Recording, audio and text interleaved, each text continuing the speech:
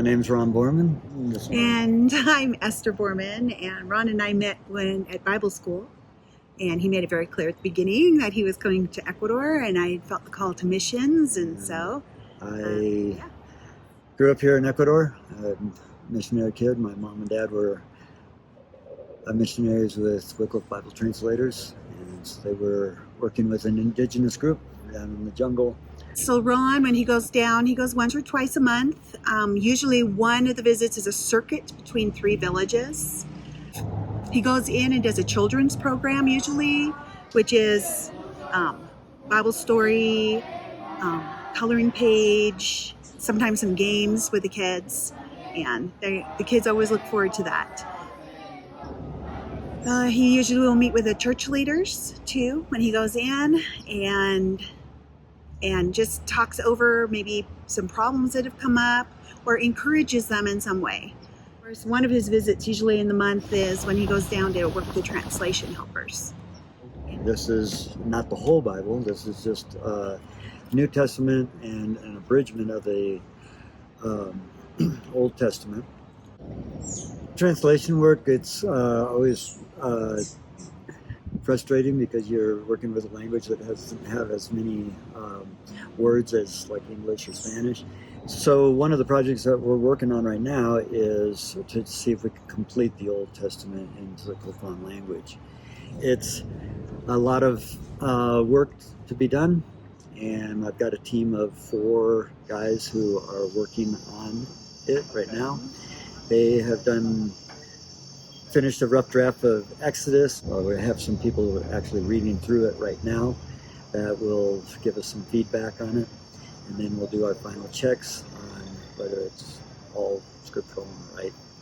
Most of my translation workers are working from Spanish, and that's not their native language, so sometimes they get the wrong idea of what's being said in a verse. Like the other day I went down there and it took me about 45 minutes just to try to fix one sentence in one of the verses.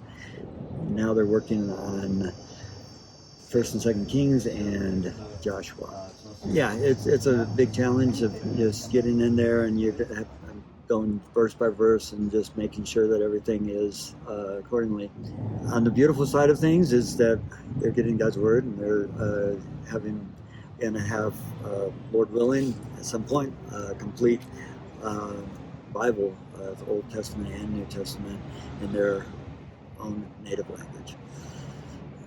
Nanachiga ha ba anda sa ina tsain de ti hamba isa de shfa kuma a inga afemwe pensui kuma ha ti se ve in ha chuta katiembe chiga tsanga kansafai. There's many other things even outside the village. We help sometimes with medical costs for people if they have something that's a surgery or something that's coming up. We have a special fund for that we set aside to help them with medical costs or dental. We've had some people needing eye surgeries, different things like that. Yeah, right now, monthly, to cover just the cost of the, because we give a gift to the guys who are helping out with the translation, and so that's about $1,200 a month that is there. But we also have upkeep on equipment, transportation costs from going back and forth. Once in a while there are workshops. Workshops that we want to get them, so that transportation to bring them up for the workshops, possibly food or whatever is involved with that. So yeah, sometimes that's a little bit extra over the top. Occasionally somebody's laptop goes bad. We've had to get new laptops. We usually try to get them from the States because they're a lot cheaper. Now, how long this is going to be, I kept on going, well, maybe 5 years, but now I'm going to go, maybe 10 years, I really don't know.